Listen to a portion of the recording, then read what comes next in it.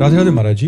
महाराज जी, जीवन में महत्वपूर्ण क्षणों पर निर्णय लेने से पहले बहुत डर लगता है कि पता नहीं निर्णय सही होगा या नहीं। आपने तो 13 वर्ष में भगवत प्राप्ति के लिए घर छोड़ने का निर्णय ले लिया था। आपको डर नहीं लगा कि पूरा जीवन बीत जाएगा, या भगवान मिलेंगे या नहीं मिलेंगे, या यात्रा अधूरी रह जाएगी तो क्या होगा? प्रीति न काहू की कानी विचारे, मार्ग अपमार्ग विथकित मन को अनुसरत निवारे। जब प्रीति का रंग चढ़ता है तो हम मार्ग में जा रहे हैं या अपमार्ग में जा रहे हैं नहीं दिखाई देता। जैसे पतिंगा देखता है कि सामने वाला पतिंगा आग में जलकर मर गया, लेकिन वो प्यार करता है आग से, वो जाकर उसी आग में कूदता है और भस्म हो जाता है, जल जाता है। जैसे हिरन मारने वाला वीणा की धुनी में हिरन को फंसाता, मारता है, देखता है हिरन वो मरा, फिर भी उसके नजदीक जाता है क्योंकि उसको वीणा की धुनी से प्यार है। जैसे बढ़ती हुई नदी के वेग को किसी की ताकत नहीं कि रोक ले, ऐसे ही भगवान की तरफ चलने वाले की किसी की ताकत नहीं कि भयभीत करे या रोक ले, वो एक अमोघ शक्ति संपन्न हो जाता है। तो ये भय वय तब लगता है जब तुम संसार के सुखों का भोग करते हो, संसार को अपना मानते हो, तब लगता है इनके बिना कैसे जीऊंगा। भागा घर से 2 प्रश्न उठे थे हमारे अंदर, हमें याद है 2 प्रश्न उठे थे। गांव से जे भी निकले तो एक बार गांव की तरफ देखा, आज तक नहीं देखा दोबारा, बस वही आखिरी दर्शन था गांव का 13 वर्ष की अवस्था में। यार घर से निकलेंगे कहां रहेंगे, उत्तर अंदर से जहां भगवान रखेंगे। यार यहां तो अम्मा भोजन दे देती, वहां भोजन कौन देगा, भगवान देंगे।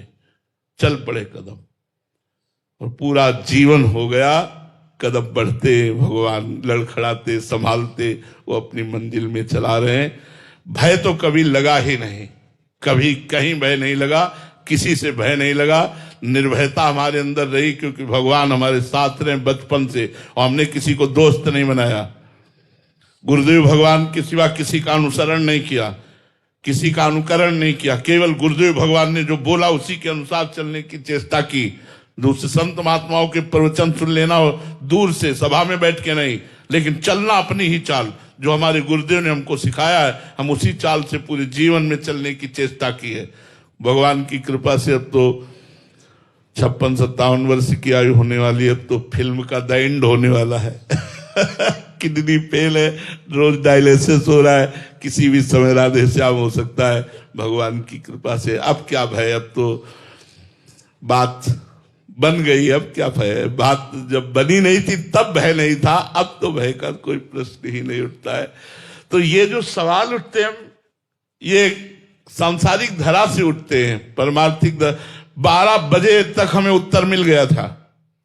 3 बजे सुबह निकला और शायद है कि 7-8 बजे तक वहां पहुंचा होगा शंकर जी के मंदिर में।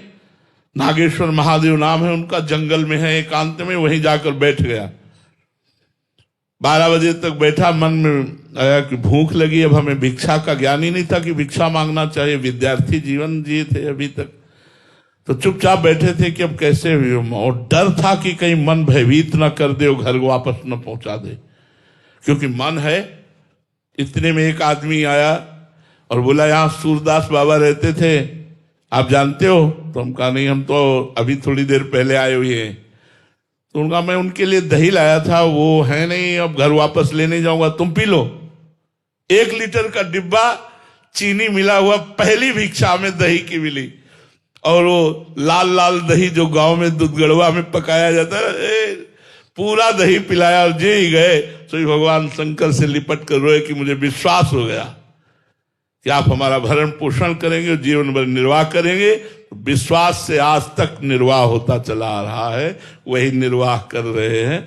तो अगर प्रश्न भी उठेंगे तो परम ज्ञानी भगवान आपके हृदय में बैठे हैं, उसका निराकरण कर देंगे, उसका उत्तर देंगे। जगह जगह पर, कदम कदम पर हमने भगवान का प्यार और भगवान की सुरक्षा देखी पूरे जीवन में। कदम कदम पर चमत्कार भगवान का देखा, क्योंकि उन्हीं के आश्रित हैं, उन्हीं के भरोसे चल रहे हैं।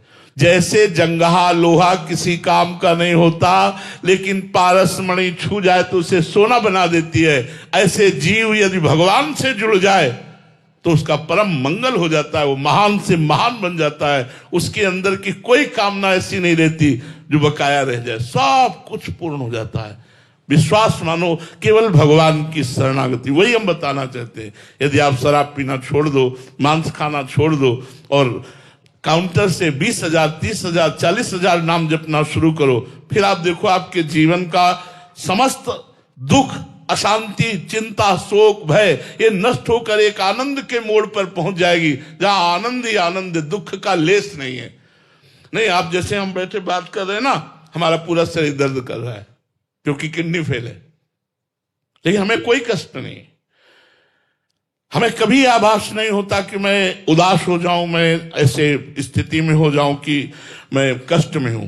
भीषण कष्ट में भी एक अद्भुत आनंद रहता है। वो आनंद दवाइयों में नहीं है, वो आनंद स्वस्थता में नहीं है, वो आनंद पैसे में नहीं है, वो आनंद पद में नहीं है, वो केवल भगवान की शरण में आनंद है।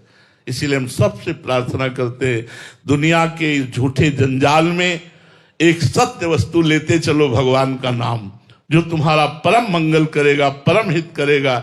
ये इधर उधर के टोना टुटका से कुछ नहीं होने वाला। एक भगवान का नाम ऐसा है जो तुम्हारा परम मंगल कर देगा। विश्वास मानो, भाव कुभाव अनख आलसहु, नाम जपत मंगल दिश दसहु, दसों दिशाओं में तुम्हारा मंगल कर देगा नाम। वो हम अपने जीवन को, क्या हमारे जीवन भर के भजन का ये फल हो सकता है? ये तो ऐसे ही है। हमारे जीवन का जो फल है वो तो तुम देख ही नहीं सकते हो। वो तो नाम बता सकते हैं ना, तुम देख सकते हो। ये तो बाहरी माया है। ये वैभव तो पापियों के पास भी है। क्या इस वैभव से हमारे भजन की तुलना होगी? भजन की तुलना भगवान के प्रेम से और भगवान की प्राप्ति से है। इसलिए इस लोक में और परलोक में परम सुख प्राप्ति के लिए प्रार्थना है, आपका मन लगे ना लगे, आप नाम जप शुरू करो, गिन के नाम जप शुरू करो, रोज नाम बढ़ाओ, भले 5 नाम रोज बढ़ाओ, बढ़ाते चले जाओगे, तुम्हारा जीवन उन्नतिशील होगा। इस लोक और परलोक में तुम परम सुख को प्राप्त करोगे। तो भगवान की शरणागति ही वो लिफ्ट है जो इस प्रबल माया के प्रवाह से हटा करके सच्चिदानंद सुख के फ्लोर में पहुंचा देती है। इसलिए खूब नाम जपो, भगवान के आश्रित रहो। सूर्यकांत चौहान जी, मध्य प्रदेश।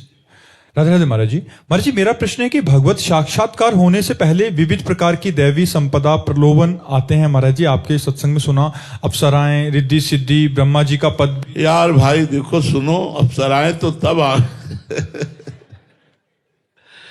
100 रुपए में तुम्हारा दिमाग फेल हो गया तो तुम्हें 1 करोड़ की चेक देने की जरूरत क्या है यार?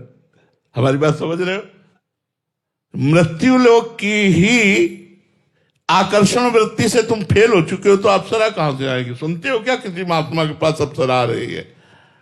यहाँ बहुत छोटी स्थिति में गिर जाते हैं। 100, 200, 500, 1000 रुपए में घंटा 2 घंटा भगवान को भूल जाएंगे। और जबकि त्रिभुवन की राजलक्ष्मी देने पर भी आधे पल के लिए जो भगवान का विस्मरण न करे, वो महात्मा इधर उधर की मृत्यु लोक की भोग सामग्री में जब हम फिसल जाते हैं तो हमारे लिए ब्रह्मलोक की और स्वर्गलोक की भोग सामग्री क्यों आएगी? जब इसी में हम फिसल गए तो आगे बढ़ने की बात। अब बहुत कठिन है कलिकाल में कि कोई इस कोटि की साधना करे कि रिद्धियां सिद्धियां अप्सरा सब उतरे आकर के। बहुत कठिन है, बहुत कठिन है। इसलिए भगवान की शरणागति में सब नहीं होता, ये साधना में होता है, यौगिक क्रियाओं में। लेकिन जो भगवान का शरणागत होता है, भगवान भेजते ही नहीं। करो सदा तिनके रखवारी, जिम बालक राखे महतारी। अपने शरणागत के सामने भगवान ऐसी चीज आने ही नहीं देते जिससे लुभायमान हो जाए। वो कृपा करते हैं, और अगर लुभायमान हुआ तो ऐसा अपमान करवा देंगे कि सीधे गली चले अपने, दोबारा कभी उस गली में न जाए। जैसे नारद जी लुभायमान हुए कि हमारा ब्याह हो जाए, तो कैसा अपमान करवाया सभा में। यद्यपि उन्होंने नाराज होकर भगवान को शाप दे दिया, भगवान ने शाप स्वीकार किया, लेकिन नारद जी को भ्रष्ट नहीं होने दिया। जे विधि वही है परम हित नारद सुनो तुम्हार। भक्त का परम हित परम कल्याण करने के लिए भगवान ये रिद्धियां सिद्धियां ये सब नाटक माया का आने ही नहीं देते। बड़े कृपालु हैं, बड़े करुणामय हैं। बकाया जो साधना में चलता है या मृत्यु लोक के भोगों से बच जाए तब स्वर्ग आदि के भोग, स्वर्ग लोक के भोगों पर विजय प्राप्त कर ले तब ब्रह्म लोक का भोग। और जो भगवान का भजन करते हैं तो ब्रह्मादिक के भोग सब विषम लागत ताई, नारायण ब्रज चंद की लगन लगी है जाई। जो भगवान श्री कृष्ण से प्यार करता है वो ब्रह्मलोक के भोगों तक को विष के समान समझता है, फिर मृत्यु लोक के भोगों की बात क्या। इसलिए ये रिद्धियां सिद्धियां अप्सरा ये शास्त्रों में लिखा केवल रह गया है, अब तो बड़ा मुश्किल है, बड़ा मुश्किल। कह रहे थे कि महापुरुष जन इन दैवीय प्रलोभनों से कैसे बच पाते हैं महाराज जी? यार जब हमारा लक्ष्य भगवान है तो इनका प्रलोभन क्या करेगा हमें? जब लक्ष्य भगवान नहीं तो प्रलोभन कर सकता। हमारा लक्ष्य भगवान है तो ऐसे कैसे हो सकता है? ऐसे कैसे हो सकता है कि कोई प्रलोभन हमें डिगा दे? बड़ा लक्ष्य होना चाहिए, हमें भगवान चाहिए, माया नहीं। जिसका लक्ष्य भगवान है उसे कोई नहीं गिरा सकता। और जो मनोरंजन करने के लिए बाबा जी बना है फिर तो बात अलग अलग है। यदि भगवान की प्राप्ति के लिए लक्ष्य लिया तो कौन ऐसा है कि भगवान के मार्ग में चलने वाले को प्रलोभित कर सके? कोई ऐसा नहीं प्रलोभित कर सके। क्या है, क्या कौन सा प्रलोभन है? इन कागज के टुकड़ों का क्या किया जा सकता है? केवल भोग मिलते हैं इसलिए रुपया मात्रशील है, इसलिए मात्रशील है, उससे भोग मिलते हैं। और भोग अज्ञान के कारण इंद्रियों को प्रिय लगते हैं, इसलिए भोग का महत्व है। अज्ञान के कारण मैं स्त्री हूं, मैं पुरुष हूं, ये देहाभिमान बैठा हुआ है, इसलिए इंद्रियों की प्रीता है। अगर ज्ञान हो जाए तो अभी आनंद का अनुभव होने लगे। कौन सी वस्तु है जिसमें प्रलोभन है? तुम्हें भोजन न दिया जाए, गले तक सोने में गाड़ दिया जाए, जीना चाहोगे? तुम्हें पानी और भोजन बंद कर दिया जाए, यहां तक रुपये से गाड़ दिया जाए, जीना चाहोगे? नहीं जीना चाहोगे आप। भोजन क्यों? प्राणों का प्यार है। और यदि भगवान से प्यार है तो प्राण भी बलिहार करने के लिए तैयार। देश से प्यार है तो हमारा कौन सा राष्ट्र का सैनिक कदम पीछे हटाता है? छाती पे गोली सहता है और दुश्मन का गला काटने के लिए उतावला हो जाता है। क्यों? उसे राष्ट्र से प्रेम है। जिसे राष्ट्र से, जिसे भगवान से, जिसे धर्म से प्रेम है वो कभी प्रलोभनों में नहीं जाता। अगर प्रलोभन में जाता है तो उसे गद्दार कहते हैं। वो कभी भक्त नहीं हो सकता, वो कभी राष्ट्र प्रेमी नहीं हो सकता। वो गद्दार कहा जाता है जो अपने धर्म से विमुख होकर आचरण करता है। हमारे यहां उसे पाखंडी कहा जाता है और संसारिक भाषा में उसे गद्दार कहा जाता है। कोई भी राष्ट्रभक्त या कोई भी भगवत भक्त किसी प्रलोभन में आकर अपने धर्म को त्याग करे, ऐसा नहीं हो सकता। ऐसे ही जो भगवान का भक्त है उसे कोई त्रिभुवन में परास्त नहीं कर सकता। यदि पाखंड है तब तो लोभ में प्रलोभित हो ही जाएगा। कंचन कामिनी कीर्ति है, बड़ा भगवान के द्वारा दिया रचा हुआ माया का लोभ है, इसमें फिर गिर जाना होता है। इसलिए सच्ची भक्ति, सच्ची राष्ट्र भक्ति ये भगवान की प्राप्ति का हेतु है।